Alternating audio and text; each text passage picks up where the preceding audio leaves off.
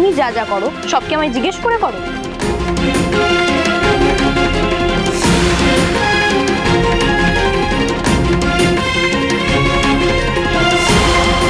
তাহলে আমি কেন তোমার অর্ডার মানবো?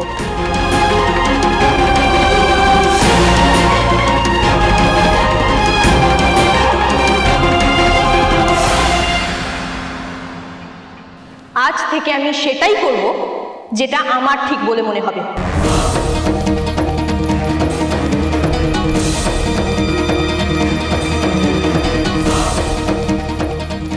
আমি এখন অ্যাডাল্ট মম, এটা মনে রেখো।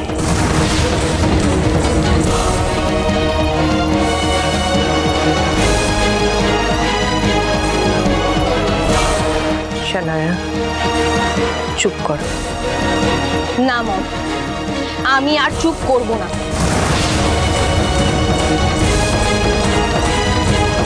তোমার আর একটাও কথা আমি শুনবো না মম, enough.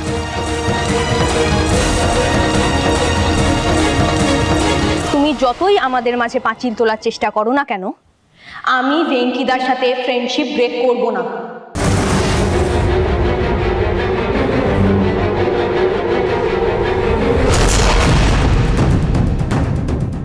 Stay out of my personal life, mom. Shanaya, কি বললে তুমি? Mom, you stay out of my life. Shanaya!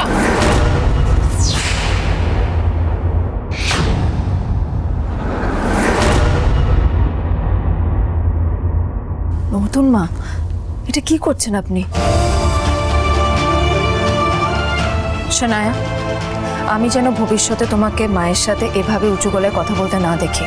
But বৌদি ভাই, তুমি তো জানো যে মম ভেঙ্কিদাকে। আমি জানি শানায়া, সবটা জানি, তাও বলছি উনি তোমার মা, তোমাকে জন্ম দিয়েছে। ওনার প্রাপ্য সম্মানটুকু তোমায় ওনাকে দিতেই হবে। অ্যাপোলোজাইজ। কি হলো, ক্ষমা চাও? সরি।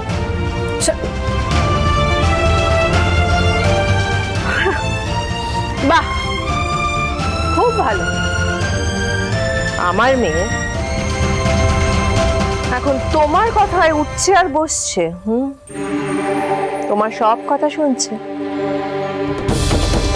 শ্রাবণ, এখন তো আমার মনে হচ্ছে যে আমি শানায়ার গার্ডেন নই, তুমি ওর গার্ডেন। নতুন মা, গার্ডেন তো পরে হবে, আগে শানায়ার বন্ধু হতে শিখুন।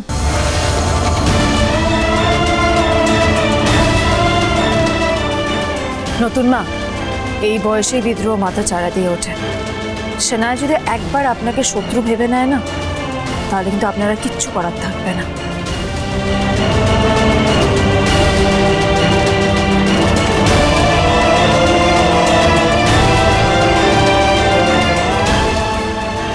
নিজের জায়গা থেকে নয়, শানায়াকে একটু ওর জায়গা থেকে বোঝার চেষ্টা করুন, ওর মনটা বোঝার চেষ্টা করুন।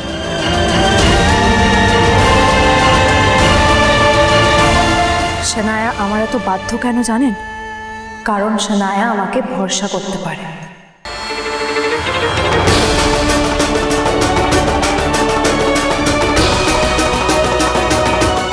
আগে আমি ওর বন্ধু হয়েছি, গার্জিয়ান তো অনেক পরে হয়েছি।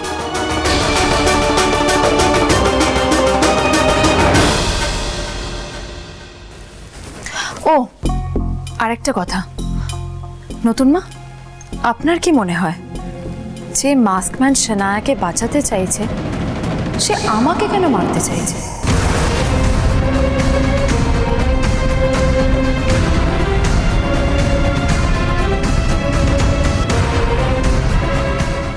সেটা তুমি তোমার মাস্কম্যানকেই জিজ্ঞেস করো, যখন তার সাথে দেখা হবে, আদৌ যদি সে এক্সিস্ট করে।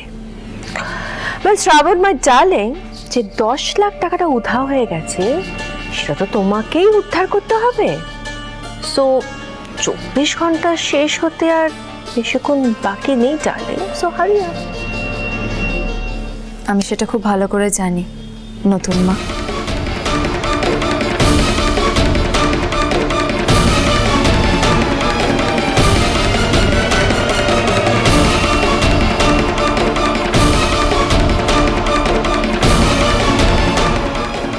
আমি ভেবেছিলাম যে 24 ঘন্টার পর তোমাকে এই বাড়ি থেকে তাড়িয়ে দিতে পারলে সব ঝামেলা মিটে যাবে শ্রাবণ, বাট নো, এখন তো দেখছি শুধু সেটা করলে হবে না।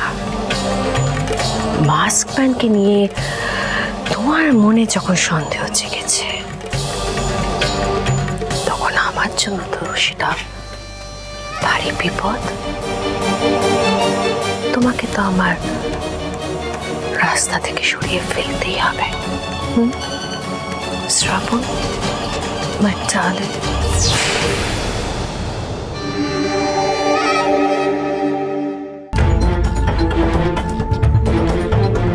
যে মানুষটার অস্তিত্ব নিয়ে এত প্রশ্ন, তাকে আমি খুঁজে পাই কোথা থেকে? এই রাধা মাধব, এই লোকটার কাছে আমাকে পৌঁছাতেই হবে। একটা রাস্তা দেখাও আমাকে, প্লিজ একটা রাস্তা দেখাও প্লিজ। পেয়ে গেছি। কে? টাকা না চোর? দুটোই। আমি ইমপ্রেসড। 16 ঘন্টার মধ্যেই পেয়ে গেলে? তা কোথায় টাকা আর চোরটাই বা কে? Mask man. মানে কোনোটাই এখনো পাইনি, কিন্তু পেয়ে যাব। তাই? কিভাবে? যেমন কান টানলেই মাথা আসে, ঠিক সেইভাবে মাস্কম্যানকে ধরলেই টাকাটাও পেয়ে যাব। মাস্কম্যান কি তোমার কথা মতন যে কোনো জায়গায় চলে আসবে? যদি বলি আসবে, মাস্কম্যানকে ধরার আমার কাছে একটা আইডিয়া আছে।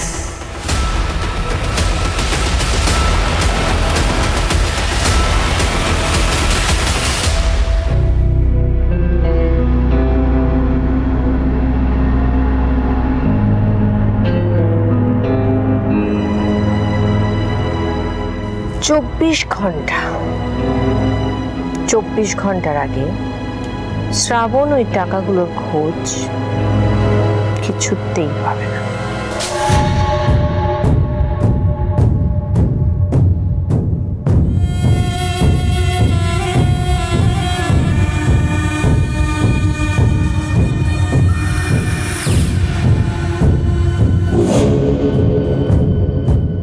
মাস্কম্যান যে শানায়াকে বাঁচাতে চেয়েছিল আর শ্রাবণকে মারতে চেয়েছিল, সেটা পুলিশের কান অব্দি আমি কিছুতেই পৌঁছতে দেব না।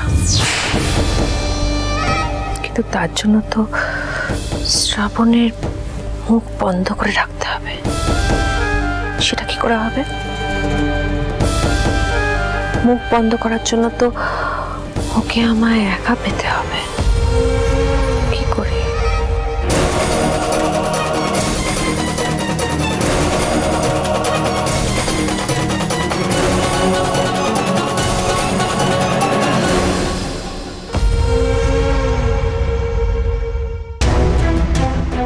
এসব ছেলে খেলা বন্ধ করো শ্রাবণ। বাড়ি থেকে 10 লাখ টাকা চুরি হয়েছে, সেটা কতটা সিরিয়াস বিষয় তুমি বোধহয় বুঝতে পারছো না। কে রেখে একটা মাস্কম্যান, তুমি তাকে নিয়ে পড়ে আছো।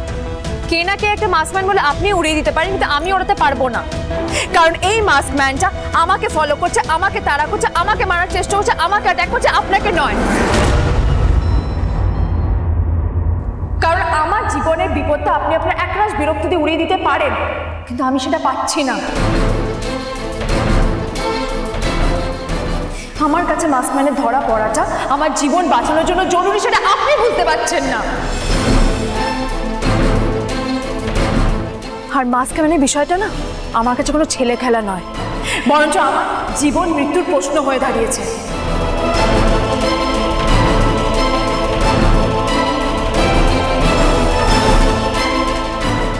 আর তার সাথে সাথে তুমি বোধহয় ভুলে গেছো শ্রাবণ, যে 24 ঘন্টার মধ্যে টাকাটা না দিতে পারলে তুমি এই বাড়ি ছেড়ে চলে যাবে বলেছ। আপনি তো সেটাই চান। আপনি তো সব থেকে বেশি খুশি হবেন যদি আমি বাড়ি ছেড়ে চলে যাই।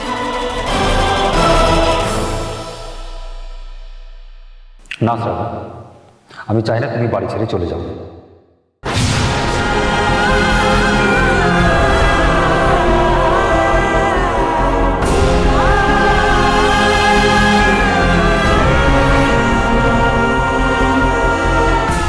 তোমার লাইফটাকে নরক বানাবো কথা দিয়েছিলাম না?